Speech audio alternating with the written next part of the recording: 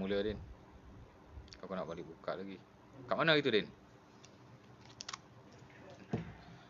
Itu syarat sah mandi hari tu habis tak? Habis kot rasanya. Mumayyiz Mumayyiz kan? Mumayyiz dah habis kan? Ha?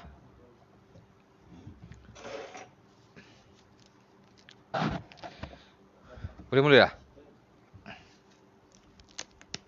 Bismillahirrahmanirrahim.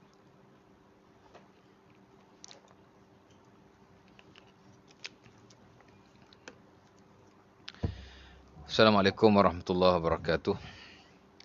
Alhamdulillah nahmaduhu wa nasta'inuhu wa nastaghfiruhu. Wa na'udzu billahi min syururi anfusina min sayyiati a'malina may yahdihillahu fala mudilla lahu wa may yudlil fala hadiya lahu. Asyhadu an la ilaha illallah wahdahu la syarika lahu wa asyhadu anna Muhammadan abduhu wa rasuluh. Allahumma salli wa sallim ala Muhammad wa ala alihi wa sahbihi ajma'in, amma ba'du. Syukur kepada Allah Subhanahu Wa Taala kerana kali ini kita akan sambung kuliah dan perkongsian kita yang telah kita tinggalkan bulan yang lalu. Dan dalam kuliah kita ini, kita dah masuk hari itu daripada Babut Taharah ataupun Kitabut Taharah, the Fiqh of Purification, the Science of Purification ni kita dah masuk hari itu. Babu Al-Ghusli, itulah bab mandi. Selepas daripada kita berkongsi tentang babul wudu, bab wudu lah ya. Daripada awal sampai akhir kita dah masuk babu Al-Ghusli, tentang mandi. Dan kita hari itu dah keluar tentang mujibat Al-Ghusl, yakni perkara yang mewajibkan mandi. Maksudnya apa yang berlaku yang menyebabkan kita wajib mandi, ataupun hal-hal yang berkaitan dengan bila ia berlaku kepada kita maka kita wajib mandi. Kita dah kongsi hari itu. Ada beberapa perkara. Pertama, itulah keluar mani. Kedua, bersetubuh. Ketiga, haid. Keempat, nifas. Dan kelima, masuk Islam. Walaupun masuk Islam tu khilaf, namun saya masukkan dalam nota saya juga kerana sebahagian para ulama berpendapat bahawa orang bukan Islam yang masuk Islam wajib ke atasnya mandi. Dan saya ada sentuh jugalah mandi untuk jenazah, walaupun ia bukanlah fardu ain, ia fardu kifayah ke atas orang lain untuk memandikannya. Dan dia juga adalah wajib di sisi majoriti para ulama. Baik. Sehingga kan jika ada jenazah yang tidak dimandikan setelah ditanam, sebagai ulama kata wajib digali balik, dimandikan balik dan ditanam balik. Wallahu ta'ala alam. Sebahagian daripada mereka berpendapat sedemikian. Baik, kemudian kita masuk tentang syarat sah mandi. Syurut sihatil ghusli. Syarat sah mandi. Di mana sebenarnya tidak ada perbezaan antara syarat sah mandi dan syarat sah wudu. Kalau dulu kita ada berkongsi tentang syarat sah wudu lah. Syurut sihatil wudu. Syarat-syarat sah wudu sebenarnya tidak ada perbezaan dengan syarat sah mandi. Di mana syarat sah wudu itulah syarat sah mandi. Syarat sah mandi itulah syarat sah wudu. Dia adalah syarat yang sama. Walau bagaimanapun, kita go through jugalah. Pertama, terputus apa yang mewajibkannya. Itu adalah syarat yang pertama. Dalam istilah bahasa Arabnya atau fiqhnya, inqita' ma yujibuhu. Terputus apa yang mewajibkannya. Maksudnya, bila kita nak mandi wajib, ataupun kita nak wuduk sekalipun, kerana ia berkongsi syarat yang sama, maka hendaklah kita memutuskan perkara yang mewajibkan kita mandi. Contohnya, antara yang mewajibkan mandi ialah keluar mani. Maka semasa kita nak mandi wajib, air mani tak boleh keluar. Sambil kita mandi wajib, air mani masih keluar contohnya. Maka kita tak boleh mandi wajib pada waktu itu. Sama macam wuduk lah. Antara yang menjadi syarat sah wuduk ialah terputus apa yang mewajibkannya. Antara yang mewajibkan wuduk ialah keluar sesuatu daripada kubur dan dubur. Tengah berak ambil wuduk. Of course lah tak sah wuduk kita.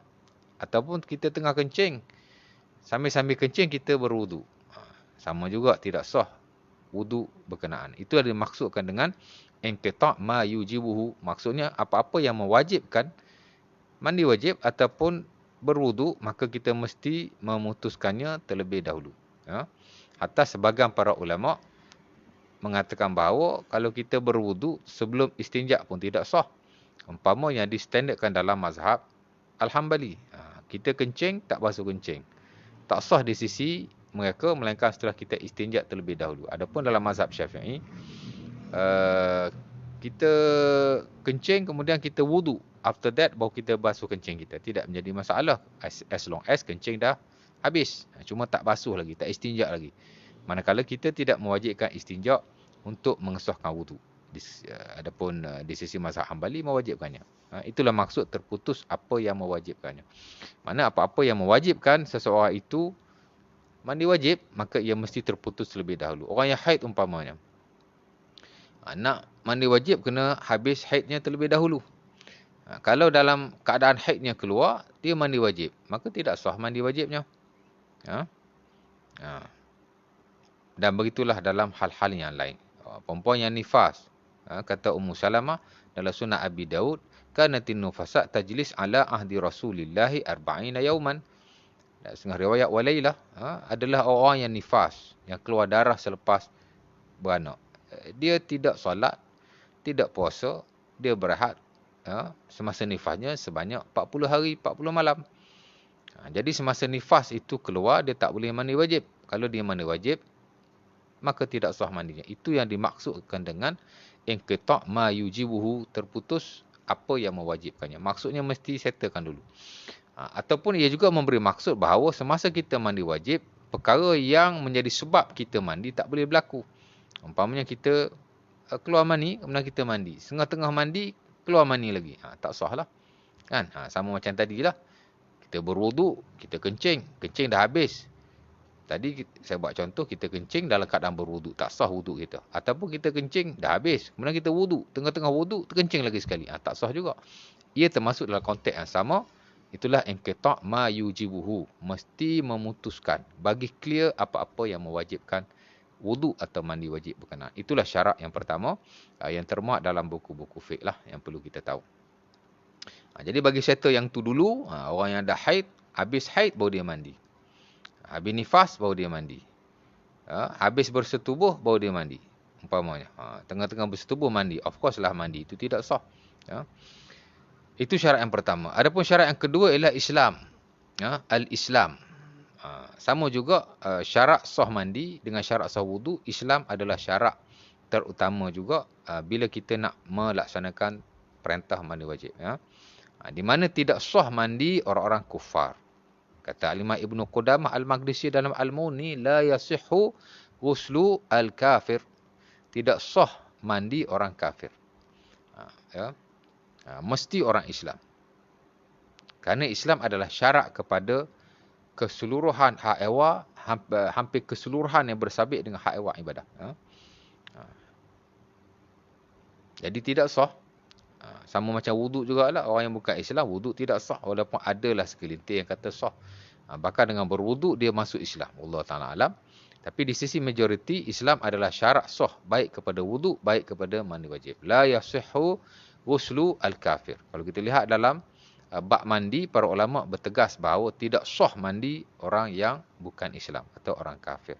Dalam bab wuduk, sama. La yasihhu wudu al-kafir. Tidak sah wuduk seseorang kafir. Kok mana pun mesti Islam dulu. Dan para ulama merujuk kepada beberapa ayat Quran yang sering kita lihat dan baca dan kita dengar bila para ulama mengupas tentang isu kewajipan ataupun menjadi syarat sah lah untuk dalam hak ibadah ni bersabit dengan keagamaan ataupun Islam tu sendiri. Antaranya ialah ayat Quran surah Az-Zumar ayat 65 di mana Allah Subhanahu Wa Taala berfirman, walaqad uhiya ilaika wa ilal ladzina min qablika la in asyrakta la yahbatanna 'amaluk. Maksudnya telah diwahyukan kepada kamu dan kepada orang-orang sebelum kamu jika kamu mensyirikkan Allah Subhanahu Wa Taala. Yang ni kufur lah. Syirik ni sebahagian daripada kufur. Siapa yang syirik, dia telah kufur kepada Allah Subhanahu Wa Taala. Dia telah keluar daripada agama. Kufur ni ada banyak macam. Tidak semua kufur itu syirik. Kerana kufur ni ada banyak bentuk. Kufur boleh berlaku dengan perbuatan. Kufur boleh berlaku dengan kata-kata. Kufur boleh berlaku dengan i'tiqad. Dan kufur juga boleh berlaku dengan semata-mata syak dalam hati. Jadi sebahagian kufur adalah syirik. Kufur banyak sebab boleh berlaku. Tapi syirik adalah kufur. Semua syirik itu adalah kufur, tapi kufur tidak semuanya syirik. Kerana sebahagian kufur boleh berlaku selain daripada syirik. Mana syirik itu lebih khusus berbanding kufur. Tapi dia adalah salah satu sebab kekufuran manusia kepada Allah Subhanahu Wa Taala. Jadi kata Allah telah diwahyukan kepada kamu dan orang-orang sebelum kamu, yakni nabi-nabi sebelum kamu, jika kamu syirik kepada Allah, kufur, terkeluar daripada agama, maka akan terbatallah seluruh amalanmu. La yahbatanna amalu, maka terbatallah seluruh amalanmu. Faqadimna ila ma amilu min amalin faja'alnahu haba'an mansura. Dalam ayat yang lain Allah Taala kata, pada hari kiamat orang-orang yang kufur dan syirik kepada Allah, terbatal amalannya, maka dia tidak dapati daripada kebaikan yang dilakukan melainkan seumpama debu-debu yang berterbangan. Jadi daripada ayat ini jelas menunjukkan bahawa orang yang bukan Islam itu tidak sah amalannya. Ayat lain yang dijadikan rujukan oleh para ulama juga ialah surah At-Taubah ayat 54. Wa ma tuqbal minhum nafaqatuhum illa an kafaru billahi wa rasulih. Wa ma minhum an macam ayat tu. Wa ma minhum an tuqbal nafaqatuhum illa an kafaru billahi wa rasulih. Wa ma tuqbal nafaqatuhum illa an kafaru billahi wa rasulih. Mungkin kita boleh tengok balik ayat tu. Surah At-Taubah ayat yang ke-54. Di mana kata Allah, tidaklah menjadi sebab Allah Subhanahu Wa Taala tidak menerima akan nafkah-nafkah mereka, infak-infak mereka, sedekah-sedekah mereka, melainkan kerana mereka tidak beriman kepada Allah dan Rasulnya. Ayat ini jelas menunjukkan bahawa Allah Ta'ala tidak terima infak orang-orang kufar. Jadi para ulama menyimpulkan, lau anna nafaqah allati kana naf'aha muta'addiyatan fakanatil ibadah min babi aula. Jadi kalau Allah Subhanahu Wa Taala tidak menerima nafkah yang mana kebaikannya itu melangkau, bermakna ibadah-ibadah fardiyah. Jadi nafkah pun Allah Ta'ala tak terima. Maka ibadah-ibadah khususiyah seumpama ini, ibadah-ibadah fardiyah seumpama ini, maka lebih-lebih lagi lah Allah Ta'ala tidak menerimanya. Dan mungkin ada lagi ayat-ayat Quran yang lain dan hadis-hadis Nabi SAW. Tapi memadai dengan dua ayat Quran itu nak menunjukkan bahawa asas kepada syarak ibadah. Bukan hanya syarak sah mandi, bukan hanya syarak sah wudu, bahkan semayang pun kalau kita lihat, syarat Allah Ta'ala menerima semayang ialah al-Islam. Selain daripada syarat wajib kepada semayang, Islam. Kita belajar syarat wajib semayang, Islam balik berakal. Suci daripada haid, suci daripada nifas. 5 syarat terutama kepada wajibnya semayang, yang kita sebut sebagai syurut wujubis salah. Dan bukan hanya syarat wajib semayang. Kalau kita lihat syarat sah semayang pun, para ulama menyatakan benda yang sama. Syarat sah semayang, Islam, mumayyiz, berakal, dan suci daripada haid dan nifas. Dan hal yang lain seperti menutup aurat, menghadap kiblat. Tapi Islam juga termasuk dalam syarat sah semayang. Selain daripada syarat wajib semayang, syarat sah semayang juga adalah Islam. Begitu juga dengan syarat sah puasa. Apa syarat sah puasa? Sama juga. Nombor 1 Islam, baru mari mumayyiz, baru mari berakal, baru mari suci daripada haid dan nifas, dan mungkin ada syarat yang lain. Itu syarat puasa. Samalah dalam hak ibadah yang lain, yang mana Islam adalah syarat terutama. Jadi itu yang perlu kita tahu. Itu yang kedua. Kemudian yang ketiga ialah berakal. Sama juga syarat kepada sah ibadah, mandi ini, mandi wajib, ialah berakal. Di mana tidak sah. Kalau tadi la yasih ghuslu al-kafir. Hak ni la yasihu ghuslu al-majnun. Umpama kata al-Imam Ibn Qudamah dalam Al-Mughni, la yasih ghuslu al-majnun. Tidak sah mandi orang-orang yang gila. Walal na'im walal mughma alaih. Dan tidak sah juga mandi orang yang tidur. Jadi orang yang tidur, dalam keadaan tidur dia mandi. Boleh jadi Allah Ta'ala alaf. Tengah tidur dia mandi, kan? Ada orang berjalan ketika tidur. Ini mandi ketika tidur. Mungkinlah. Maka tidak sah mandinya. Dan begitu juga ghuslu al-mughma alaih. Mandi orang-orang yang pengsan. Tak sah. Kenapa golongan ini dikatakan tidak sah mandinya? Kerana tidak ada akal. Li'adam wujud al-aqli as-salim. Ataupun kerana ketiadaan akal pada waktu itu. Dan kalau kita lihat semayang pun, semayang dalam keadaan akal tidak ada pun tidak boleh. Ya ayyuhallazina amanu la taqrabus solah wa antum sukara. Kata Allah, wahai orang-orang yang beriman, yang kamu mendekati solat dalam keadaan kamu mabuk. Kenapa? Kerana antara syarat sah semayang ialah berakal. Mesti akal yang waras. Adapun semayang orang-orang yang gila, semayang orang-orang yang tidur, semayang orang yang pensas, hatta semayang orang-orang yang mabuk. Salatus sakran, solat orang-orang yang mabuk tidak diterima oleh Allah SWT. Kerana syarat sah ibadah, baik semayang dan seumpamanya adalah berakal. Sama juga dalam isu mandi wajib. Mesti berakal. Tidak sah mandi orang yang gila. Jadi kalau sebelum gila, dia ada hadas besar. Sebelum sempat dia mandi, dia gila. Kemudian dia mandi pada waktu kegilaannya itu, maka tidak sah. Jadi kena tunggu habis dia gila, barulah dia boleh mandi wajib, dan baru pada waktu itu sah mandi wajib berkenaan. Jadi akal. Dan hadis ataupun rujukan terbesar ulama dalam hal ini ialah hadis yang diriwayatkan, kita boleh dapati dalam mana-mana buku fiqh, dalam mana-mana aliran.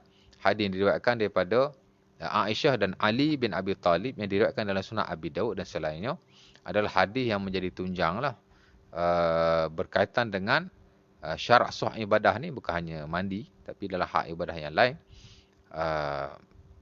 wajib berakal, mesti berakal. Di mana kata Nabi SAW, rufi'al qalamu an salasah, diangkat kalam atau pena daripada 3 golongan. Maksud 3 golongan ni, dia tidak diambil kira ibadahnya. Hatta kalau dia melakukan perkara yang melanggar syariat sekalipun, tidak dikenakan hukuman yang dikenakan ke atas. Tak kenalah. Umpamanya orang gila, kalau dia bunuh orang, dia tidak dibunuh balik, tidak berlaku kisos ke atasnya. Orang yang gila ataupun orang yang tidur kemudian dia mencuri umpamanya, orang gila mencuri, mana boleh kita potong tangan? Pasal Nabi kata rufi'al qalamu an salasa, anin naim hatta anis sabi hatta yahtalim. Itu nombor 1 yang Nabi sebut. Daripada orang yang daripada kanak-kanak sehingga dia balik. Kemudian Nabi kata anin naim hatta yastayqiz, daripada orang yang tidur sampai dia jaga. Orang yang tidur tidak ditulis kejahatan kepadanya, walaupun dia ada melakukan perkara semasa dia tidur.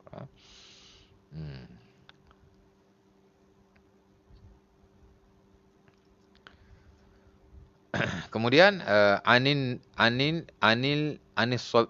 majnun hatta yaqil aw yufiq.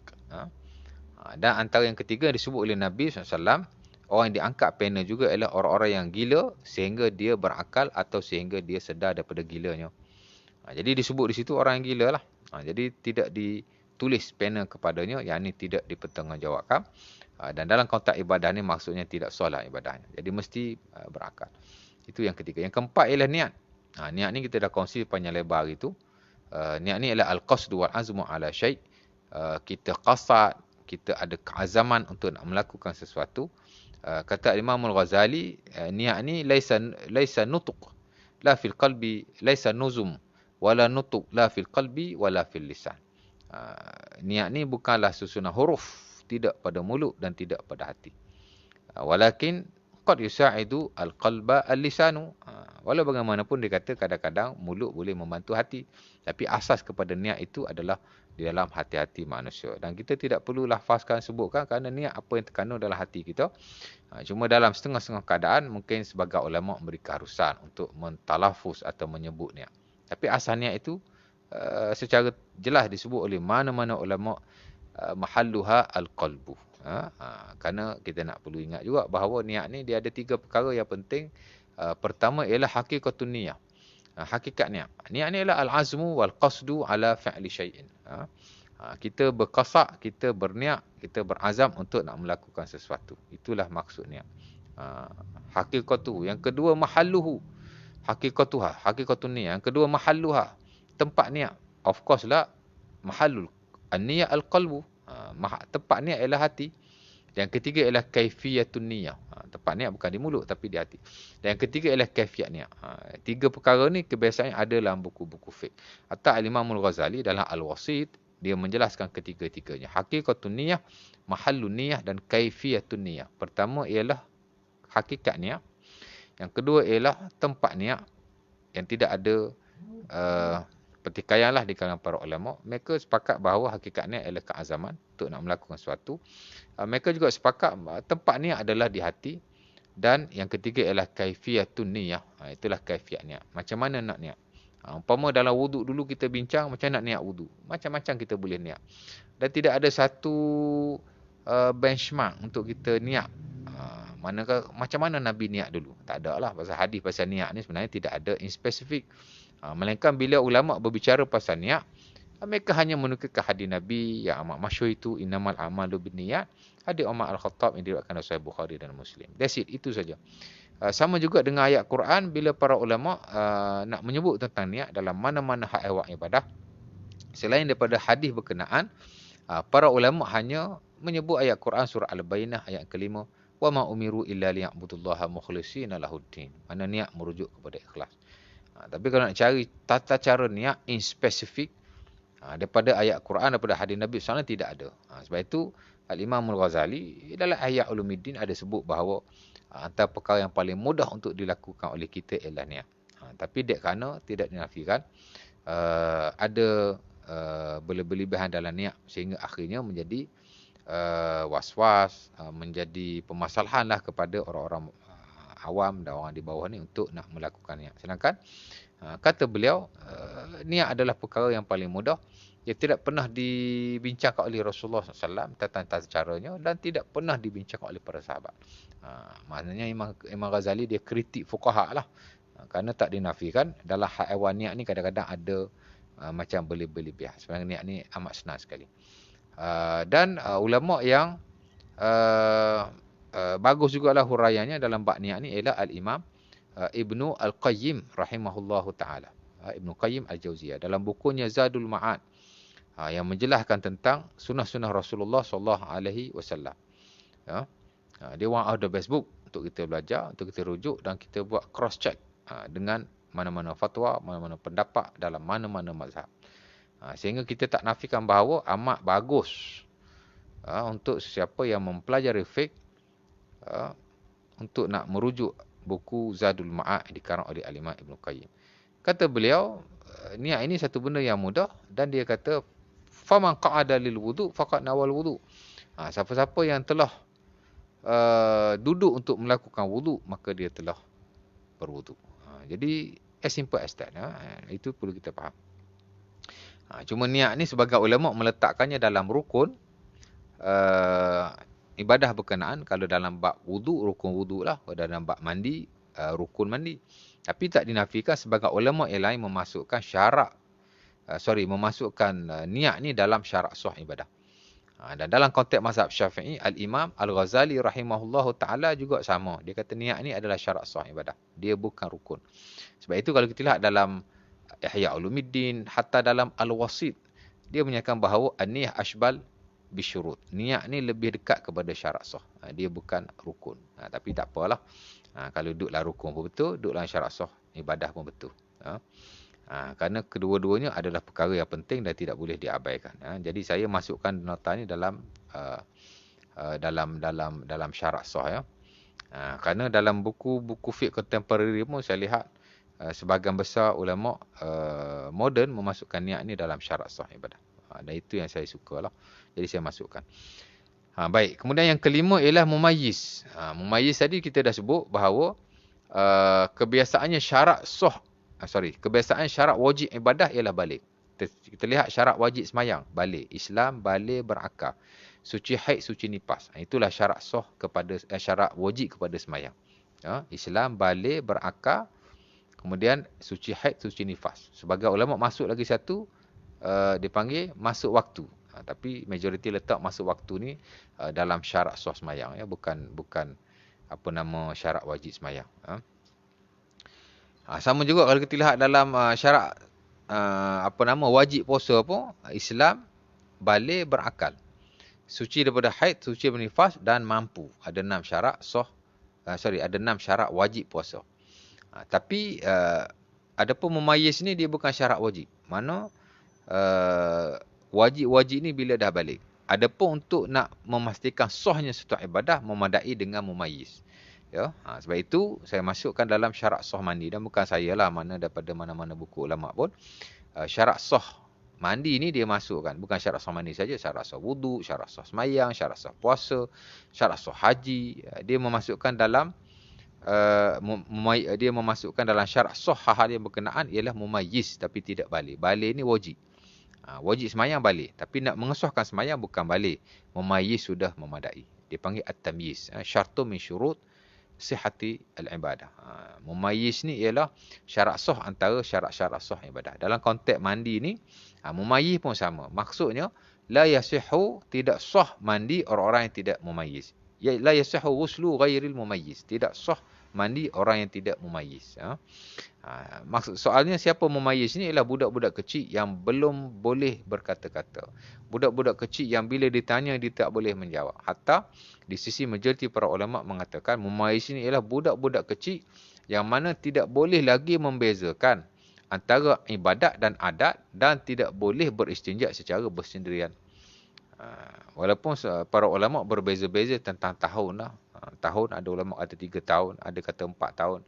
Yang standard dalam mazhab Hambali kata 7 tahun, kerana ia merujuk kepada hadis yang diriwayatkan dalam Sunan Abi Daud dan Ibnu Majah daripada Amru an Syuaib an abihi an jaddihi, di mana kata Nabi SAW, muru auladakum bis salah wa hum abna'u sab'in wadribuhum 'alaiha wa hum abna'u ashrin.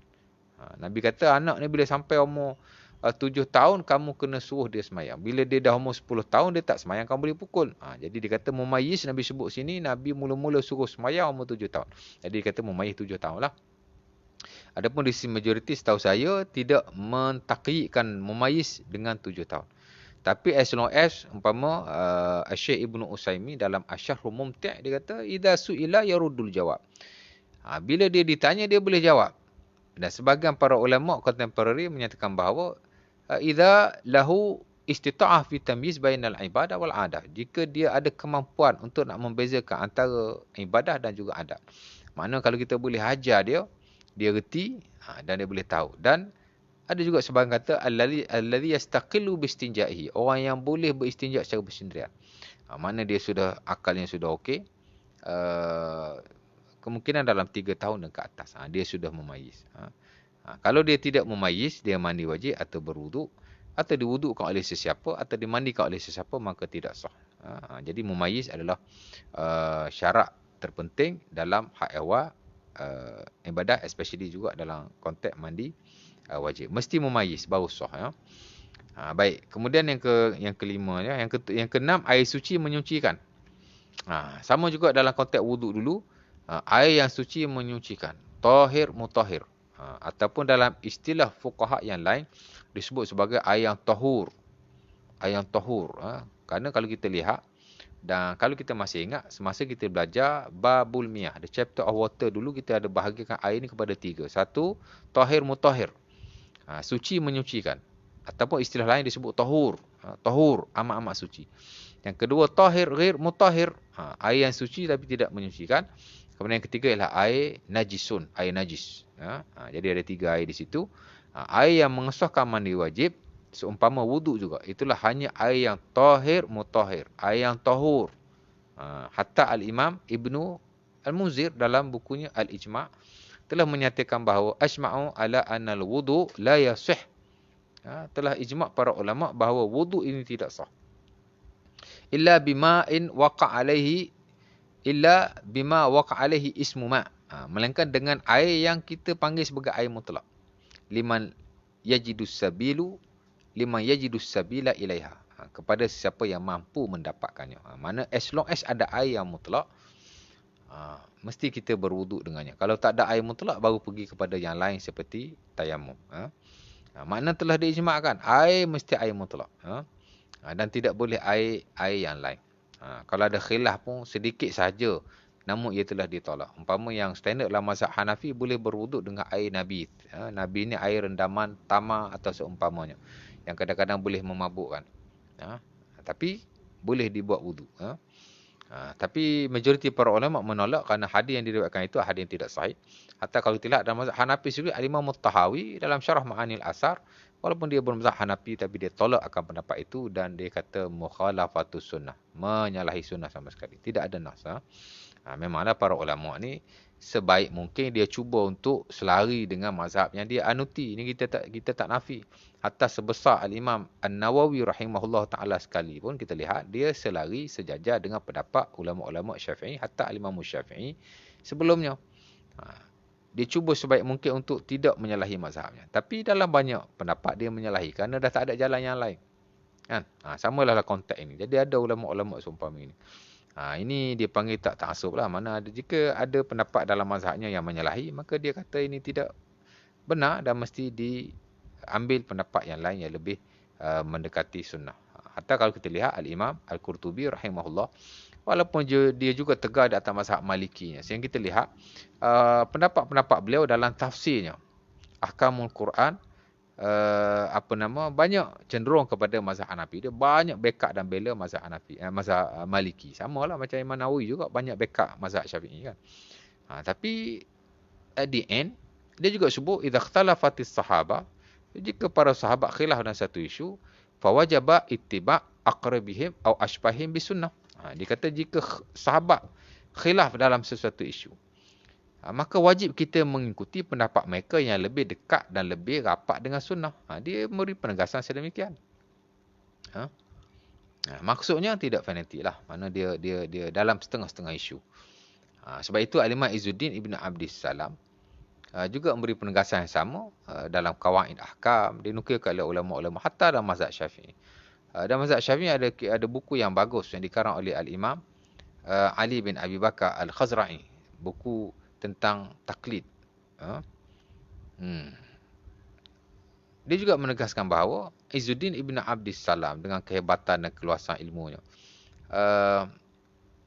dia juga tidak dia kata la ta'ayyan 'ala al-'ami idza qallada imaman fi mas'alatin an yuqallidahu fi jami'il masail. Dia kata tidaklah menjadi kewajipan ke atas orang yang awam bila dia mengikuti suatu imam atau suatu mazhab dalam satu masalah untuk dia ikut imam itu dalam keseluruhan masalahnya. Kerana mewajibkan sesuatu aliran ke atas seseorang akan menyebabkan masalah dan sempitnya agama ini. Jadi dia kata tak menjadi syarat kita ikut seseorang imam hatta sesuatu mazhab secara 100% walaupun dia orang awam. Kerana dalam setengah keadaan pasti ada benda yang dia tidak boleh melakukan. Melainkan dia kena ikut pendapat ulama atau mazhab yang lain. Dan ini kita dapati secara realiti lah. Kita pergi ke Mekah kan ikut mazhab Syafi'i, satu segi batal wudu. Kan susah tu. Jadi nak ke taklid juga. Akhirnya keluar juga mazhab Syafi'i kan. Jadi macam itulah konteks. Jadi sama dalam hal ini, ulama sepakat bahawa mesti air suci menyucikan. Tak boleh air yang lain. Ma waqa'a alaihi ismul ma'. Dan kita dah bincang dulu, air suci menyucikan ialah air mutlak, yang mana ia ada semata-mata air. Air yang kekal di atas sifatnya yang asal. Tidak ada bau, tidak ada warna, tidak ada rasa. Al-ma'u tahurun la yunajjisuhu syai'. Dan kita dah baca dulu hadis yang diriwayatkan oleh Sunan Abi Daud dan selainnya daripada Abu Sa'id Al-Khudri, di mana Nabi bersabda al-ma'u tahurun la yunajjisuhu syai'. Air itu adalah suci selagi mana dia tidak dinajiskan oleh apa-apa pun. Dalam isu bi'ru buda'ah, telaga buda'ah, di mana sahabat tanya boleh tak kita wuduk daripada telaga ini? Pasal telaga ni orang duk buang kotoran, hatta orang duk buang anjing kat dalam tu. Anjing mati ke duk buang dalam telaga tu. Boleh ambil tak wuduk dalam telaga ni? Kalau kita tak boleh ambil lah. Kan? Tapi Nabi kata as long as air itu tidak dicemari, maka bolehlah berwuduk daripada telaga berkenaan. Jadi tentang kerana sesuatu itu di atas kesuciannya, melainkan jika terbukti akan kenajisannya. Umpama kata Asy-Syaukani dalam buku usul beliau, hatta dalam buku Fiqh Nail al-Awtar kita boleh dapati penegasan beliau dalam banyak tempat. Al-aslu fil asya' ataupun al-aslu al-asya' ala taharah ma lam tasbut an-najasah. Al-asya' ala taharah ma lam tasbut an-najasah. Kenajisan sesuatu itu adalah suci selagi mana tidak sabit akan kenajisannya. Itu kaedah yang perlu kita tahu. Jadi nak sebut tentang air suci menyucikan. Baik, kemudian yang terakhir sekali ialah menghilangkan apa yang menghalangnya. Ataupun dalam istilah Arabnya, dalam buku-buku fiqh istilahnya dinyatakan izalatu ma yamna wusuluhu. Izalatu ma yamna wusuluhu. Itulah menghilangkan apa-apa yang menghalang, yakni menghalang air daripada sampai ke badan. Maksudnya kalau atas badan kita, kalau wuduk dia beza. Tak boleh ada di atas anggota wuduk saja. Tak boleh ada yang menghalang wuduk pada anggota wuduk saja. Tak boleh ada perkara yang menghalang air yang ada pada anggota wuduk. Tapi pada anggota-anggota yang lain yang tidak melibatkan wuduk, maka tidak ada masalah. Itu pun anggota wuduk yang wajib saja. Kalau ada perkara yang menghalang air di anggota wuduk yang tidak wajib, maka tidak membawa kepada tidak sah wuduk. Banyaklah contoh-contohnya. Mungkin ada apa-apa yang melekat kat badan kita. Mungkin orang perempuan dia pakai makeup yang tebal, yang tak boleh menyerap air atau seumpamanya. Ataupun kita pun kadang-kadang ada gam atau seumpama yang melekat pada badan kita, pada anggota wuduk kita. Maka kalau air tidak meresapinya, maka tidak sah. Atas anggota yang wajib lah. Muka, tangan hingga ke siku, kepala dan juga kaki hingga ke buku lali. Tapi kalau kepala mungkin tak ada isu sangat lah sebab kepala dia besar. Tapi anggota-anggota yang lain. Kepala tu bagi ulama yang kata tak wajib keseluruhan kepala lah. Mungkin sebahagian kepala tak sampai air, tapi sebahagian kepala sampai, maka tidak ada masalah. Tapi anggota-anggota wajib yang lain mesti clear daripada perkara yang menghalang air daripada mengenainya. Jadi tak boleh. Kalau ada sekalipun dia mesti meresap air baru okey. Kalau dia tak meresap air maka tidak boleh. Tapi pada anggota-anggota yang lain tidak ada masalah. Kan? Ada kat perut kita benda yang menghalang air, tak apalah pasal wuduk. Adapun mandi wajib keseluruhan badan. Tidak boleh ada perkara yang menghalang air daripada sampai kepadanya. Izalatu ma yamna wusuluhu. Tak boleh ada perkara yang menghalang air. Ataupun tak boleh ada juga najis umpamanya. Itu sepatutnya dalam air suci menyucikan tadi kita bincang. Bila kita berwuduk, tak boleh ada atas anggota wuduk kita najis. Sama juga ketika mandi wajib, tak boleh ada atas anggota badan, tak boleh ada atas badan kita najis. Kerana bila ada najis, bila kita mandi, najis itu tak bersih, maka air yang kita buat mandi itu tidak jadi air mutlak lagi. Dia bukan isu dia menghalang air. Najis ni biasa dia lembik, dia tidak menghalang air. Cuma dia menjadikan air itu tidak mutlak dan tidak bersih lagi. Sebab itu, Nabi SAW bila nak mandi wajib, kata Aisyah dan Maimunah dalam Sahih Bukhari dan Muslim, dia membasuh kemaluannya. Ghasalah farjahu wa ma asabahu min azah, kata Maimunah. Nabi membasuh kemaluannya dan menghilangkan apa-apa yang kotor pada badannya. Kerana sebahagian azah, kotoran adalah najis dan dia boleh menyebabkan mandi kita tidak sah. Sebab itu antara sunat-sunat mandi ialah setelah kita membasuh tangan, setelah kita membasuh kemaluan, ialah kita membersihkan badan kita daripada azah. Azah ni benda-benda yang bersifat najis lah dalam konteks mandi wajib. Walaupun azah ni luas maksudnya, tapi ia lebih kepada perkara yang boleh menyebabkan badan kita jadi kotor. Jadi bersih yang tu dulu. Setengah riwayat Aisyah kata Nabi membasuh maraghifahu, membasuh tempat-tempat yang terpencil pada badannya, yang boleh menyebabkan air tidak sampai. Baik, jadi mesti menghilang hal-hal seumpama itu. Andai kata kita dah mandi wajib, tiba-tiba after mandi kita lihat ada benda yang melekat pada badan kita, maka kita hanya basuh di tempat yang melekat itu sahaja. Especially bagi ulama-ulama yang tidak menjadikan mualak itu sebagai syarat sah mandi lah. Kerana kita tak nafi. Sebagai ulama kata mualak dalam mandi ni wajib. Mana bila kita mandi, after kita mandi, after a while, maybe 5 atau 10 minit selepas itu, 15 minit, kita tengok ada kawasan yang tidak kena air.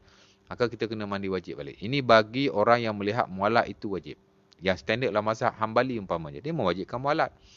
Kita wuduk sebahagian di rumah, kaki nak basuh di masjid, tidak sah di sisi mereka. Atau dalam buku fiqh contemporary, Tamamul Minnah umpamanya, Syekh Al-Azazi, dan sebahagian yang lain kata mualak. Saya lihat mualak mereka amat mementingkan mualak. Dan dia merujuk kepada hadis Muhajir, hadis Khalid bin Ma'dan yang diriwayatkan oleh Sunan Abi Daud. Ada juga hadis Ibnu ada lagi hadis yang lain. Tapi sebahagian juga melihat mualak itu tidak wajib. Umpamanya standard mazhab Syafi'i, mualak itu tidak wajib. Maksudnya kalau kita berwuduk sebahagian di rumah, sebahagian di surau. Ada lapang masa yang banyak. Sekurang-kurangnya kering air pada badan kita, maka dia tidak mensyaratkan. Mana tidak mengapa. Walau bagaimanapun kita amat digalakkan supaya berwuduk pada waktu yang sama, at the same moment. Mak Saleh katakan, mana wuduk A sampai Z bagi habis at the same time. Mandi wajib pun sama, jangan buat separuh sana separuh sini. Kalau kita buat macam tu dia jadi tak ada mualat. Ini jarang berlaku lah, dan kalau boleh kita elakkan. Mandi wajib mungkin tak berlaku lah, tapi kalau wuduk mungkin berlaku. Kita dah wuduk di rumah, kaki nak basuh di masjid. Sebab ingat datang masjid pun kena basuh kaki lagi kan. Kaki kotor duduk berjalan. Kalau boleh sempurnakan wuduk di rumah. Mari masjid surau nak basuh kaki basuh lah. Tapi sempurnakan di rumah. Bagi jalan sempurna mualat itulah. Ya. Mana bagi clear. Walaupun ulama tidaklah sepakat. Tapi kita jaga ibadah. Kerana Nabi SAW tidak pernah berwuduk secara berasingan. Walaupun ada juga Ibnu Umar dalam Sahih Bukhari secara mu'allaq hadisnya. Dia bukan hadis yang musnad. Tapi ada dilakukan oleh beliau di mana beliau wuduk separuh di kedai, separuh di rumahnya. Jadi ulama melihat. Sebab itu Imam Syafi'i fatwa lama dia kata mualak ni wajib. Kerana dia hanya melihat hadis yang diriwayatkan oleh Khalid bin Ma'dan. Tapi bila dia jumpa asar daripada Ibnu Umar berkenaan, dia merubah fatwanya menjadikan mualak itu tidak wajib. Tapi ada ulama masih berkeras mengatakan bahawa mualak itu wajib. Jadi asal kesimpulannya kita jaga mualak. Walaupun berlaku khilaf, tapi kalau berlaku juga, kita dah mandi, after a while kita lihat ada tempat yang tidak kena air, maka kita hanya basuh di kawasan itu saja, nak memudahkan. Takkan nak mandi balik kot. Aku mazhab Syafi'i, aku mazhab Hambali ni wajib mualak ni, lagilah mandi balik. Saya ada siapa larang pun. Tapi dalam konteks nak memudahkan, dia kata cukup untuk kita membasuh tempat yang tidak kena air saja. Kadang-kadang kita lupa. Tengah mandi-mandi lupa nak basuh kan, lubang pusat ke lupa nak basuh, lubang telinga ke tu tengok telinga aku ni kering je. Sebab itu sebelum kita mandi wajib digalakkan kita berwuduk secara sempurna terlebih dahulu. Dan itu adalah sunnah Rasulullah SAW, jangan ditinggalkan sama sekali.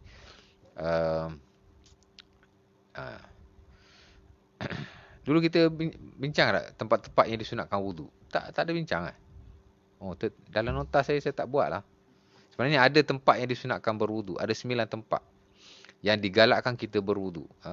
Ketika tidur, ketika berzikir, ketika junub, nak makan, nak minum atau nak bersama kembali. Ketika setiap kali nak semayang, tajdid wuduk. Ketika sama juga ketika sebelum mandi wajib. Itu adalah tempat-tempat yang digalakkan kita berwuduk. Dipanggil al-mawadi' al-mustahabbah lil wuduk. Tempat-tempat yang digalakkan untuk kita berwuduk. Ada 9 tempat. Setelah kita makan makanan yang dimasak dengan api, al-wuduk mimma masatin nar, berdasar pada hadis Jabir dan Sunan Abi Daud. Berwuduk selepas makan daging unta, bagi orang yang melihat daging unta ni makan tak batal wuduk. Dia ada 9 tempat menurut hadis-hadis Nabi yang sahih yang amat-amat digalakkan kita berwuduk. Patut saya tak masuklah nota lah yang tu. Tapi nota itu penting tu. Tapi nanti kita bincang lepas mandi nanti lah. Baik, nak habis yang ni. Kemudian kat mana tadi? Mualak tadi kan. Kalau nak dikira khilaf, memanglah kita disuruh meraihkan khilaf, tapi dalam hak ibadah ni kita ambil yang terbaik. Kan? Walaupun untuk beramal untuk diri sendiri, kita ambil yang terbaik. Ambil pendapat yang paling kuat, pendapat yang paling dipilih oleh para ulama, dan hatta kalau kita nak ambil dalam konteks mazhab Syafi'i sekalipun, ambil yang paling rajih. Dan itu yang ditegahkan oleh ulama kita. Al-Imam Ibnu Hajar dalam Tuhfah dinukilkan balik oleh Al-Imam Al-Khazra'i umpamanya. Ulama-ulama kita dalam konteks mazhab Syafi'i umpamanya juga menegaskan bahawa kalau nak bagi fatwa dan qada mesti dengan pendapat yang paling rajih. La yajuzul ifta' walal qada illa birrajih. Tak boleh memberi fatwa atau pendapat melainkan dengan pendapat yang paling rajih. Kerana fatwa atau pendapat kepada manusia keseluruhan, dia mesti pendapat yang kuat. Kerana ada kemaslahatan kepada mereka di situ. Tapi kalau nak beramal untuk diri sendiri, boleh ambil yang marjuh melihat kepada kekuatan diri kita. Umpama kata Asy-Sya'rani, al-aqwa ya'khudz bil qawi. Al-qawi ya'khudz bil aqwa, ad-dha'if ya'khudz bil adhaf. Kadang-kadang orang yang kuat dia boleh ambil pendapat yang kuat, orang yang lemah dia ambil pendapat yang lemah. Maka melihat kepada keadaan diri kita sendiri. Kalau kita nak beramal untuk diri sendirilah. Tapi kalau nak keluarkan satu fatwa yang rasmi, pendapat yang am, mesti mengambil pendapat yang rajih. Itu yang diputuskan oleh ulama-ulama keseluruhannya. Hatta dalam konteks mazhab Syafi'i sendiri, itu penegasan yang dibuat oleh ulama kita. Samalah konteks wuduk. Dan mandi wajib. Kita walaupun ada khilaf di kalangan para ulama tentang mualat. Meraihkan mualat itu lebih baik. Dan lebih dekat kepada sunnah kerana Nabi tidak pernah berwuduk secara berasingan. Dan tak pernah mandi wajib kerana berasingan. Jadi mualat tu kita jaga. Cuma dalam setengah-setengah keadaan, bila berlaku begitu, mungkin kita ambil lah mualat tu sebagai bukan syarat lah kepada sah mandi wajib. Dalam kita dah mandi semua tadi, tiba-tiba ada terlupa ataupun ada benda yang menyebabkan air tidak sampai. Maka kita basuh sekadar tempat yang tidak kena itu saja. Kita meraihkan khilaf, tapi dalam setengah-setengah keadaan, kita ambil yang terbaik. Dan dalam setengah keadaan yang lain, kita ambil yang agak lemah sedikit lah kita kata. Memang saya cenderung mengatakan bahawa mualat ni wajib dalam ibadah. Wuduk baik, mandi wajib baik. Cuma dalam setengah-setengah keadaan, bila dah macam emergency, kita ambil pendapat yang lebih mudah. Itu juga amat-amat digalakkan. Sama dengan kita kata tertib lah. Kalau nak ikut tertib ni, tidak semua ulama sepakat. Especially wuduk kan. Sebagai ulama kata tertib tidak wajib. Yang standard dalam mazhab Maliki, yang standard dalam mazhab Hanafi, tertib tak wajib. Dan sebagai sahabat Nabi pun kata tertib tak wajib. Tabi'in pun sebahagian daripada mereka tertib tak wajib. Saya melihat senarai salaf di kalangan sahabat Nabi, tabi'in yang ramai juga yang kata tertib dalam wuduk tidak wajib. Walau bagaimanapun kita tak lihat juga orang Maliki atau orang Hanafi. Saya pernah semayang, bukan kata pernah lah, selalulah semayang di Masjid Hanafi ni. Surau Maba'u Huda umpamanya. Dia surau Hanafi tu. Tapi kita lihat orang-orang daripada India, hatta imam dia pun datang daripada India, bila dia ambil wuduk, kita tak tengok pula dia ambil wuduk tunggang terbalik.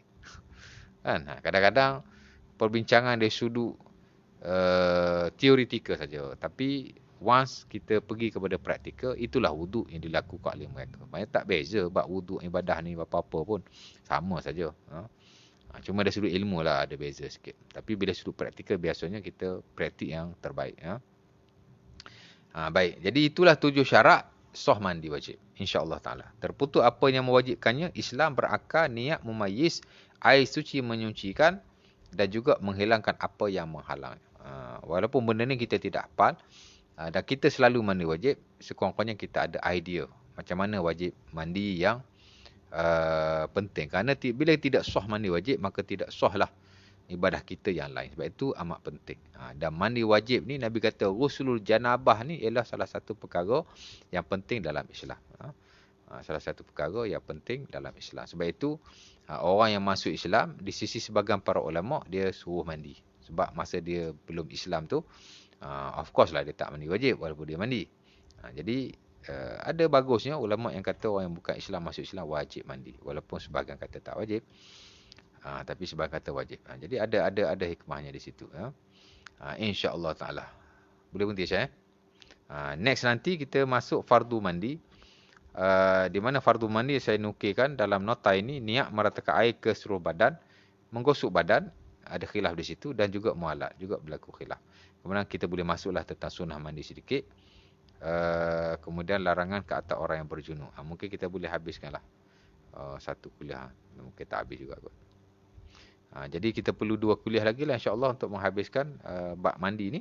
Kemudian at the end ataupun selepas itu baru kita masuk tentang babut tayammum. Bab tayammum lah. Dia juga satu bab yang menarik. Dan kita boleh lihat rukhsah-rukhsah Islam di situ insyaAllah ta'ala. Qul qawli hadza, assalamualaikum warahmatullahi wabarakatuh.